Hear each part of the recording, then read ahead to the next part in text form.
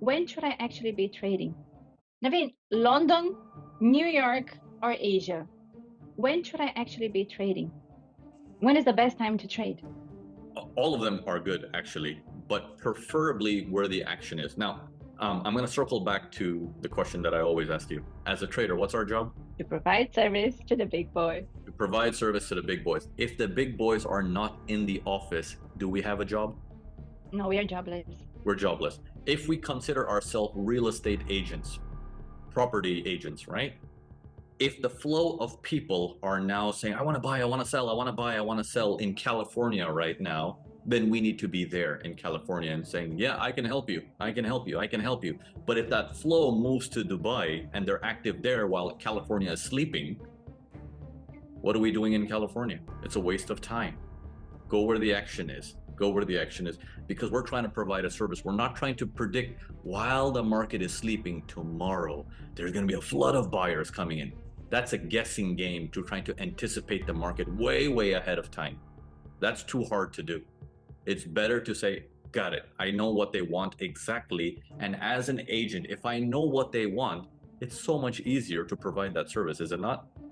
It might be harder whether you get the deal or not, but at least it's easier to know what you have to do. Right? If you know if you get hired by a company and they say, okay, starting tomorrow you work, and you're gonna be there and be like, yeah, but what is my work? They're gonna be like, no problem, you're hired, you do your work. Well, what is the work?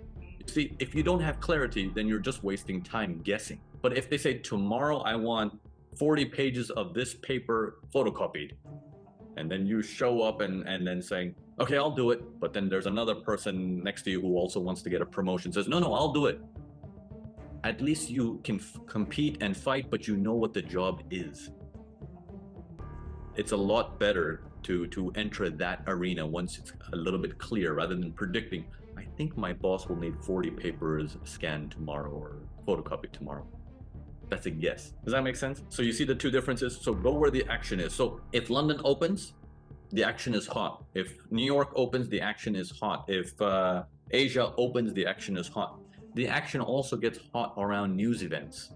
So if there's a very major news event, I would recommend, in my opinion, I would say, make a list of the top 5 to 10 news events that really drastically move the market. Look at statistics. What news events have actually moved the market more than 30 pips at a time?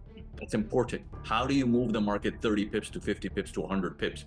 It must be something that's really important to the larger players for them to fight and say, I want it, I want it, I want it. So you need to understand what that is, and then saying, I can provide that service. Now that I have clarity of what my job description is, I'll figure it out. Does that make sense? Yeah, that makes sense. But Naveen, sometimes we also see like trades performing during lunchtime, let's say in London. Should we be trading at that time also, or should we focus more? No, this is the more active time, then I should focus on this time, and whatever happened after that, it's not my job. Okay, so one of the things that I was trained at a very, very early age was look at your tickers.